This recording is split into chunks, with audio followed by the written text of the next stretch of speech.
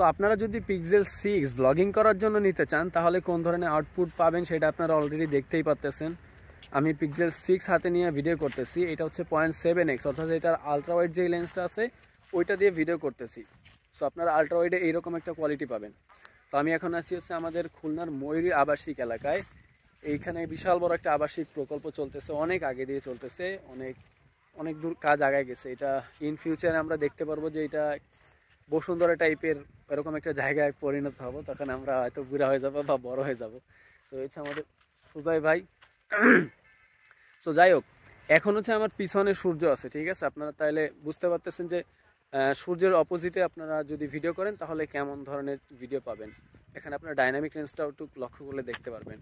So আমি যদি এখন 1x-এ যাই, 1x-এর যেই ভিডিও কোয়ালিটি সেটা আপনাদের একটু দেখানোর চেষ্টা করি। সো এটা হচ্ছে 1x-এর ভিডিও।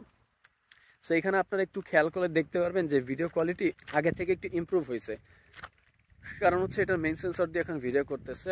আর আমি এখন সূর্যের অপোজিটে আছি, তাই লাইটিং অনেক ভালো পাচ্ছে, যার কারণে ভিডিওটা ভালো হচ্ছে। তো আমি যদি সূর্যের অপোজিটে যাই তাহলে আপনারা দেখছেন যে এখন আপনারা কোন ধরনের ভিডিও পাবেন।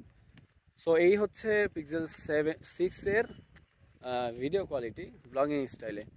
সো আমি একটু ফ্রন্ট ক্যামেরায় যাই, তাহলে ফ্রন্ট ক্যামেরার আউটপুট আপনারা বুঝতে পারবেন। সো এটা হচ্ছে গিয়ে পিক্সেল 6-এর সামনের ক্যামেরার ভিডিও। সো যেটা আমার অনেক একটু স্মুথ লাগতেছে ফেসটা, যদিও এখানে কয়েকটা দাগ ছিল দেখা যায় না। যাই হোক, ওটা বড় কথা না।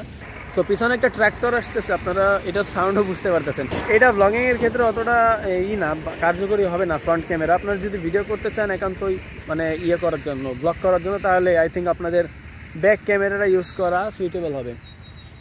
আর পার্সোনালি আমার কাছে তেমন একটা ভালো লাগে নাই, সরি, কিন্তু এটাই সত্য, আমার কাছে অত একটা ভালো লাগে না এটা ক্যামেরা।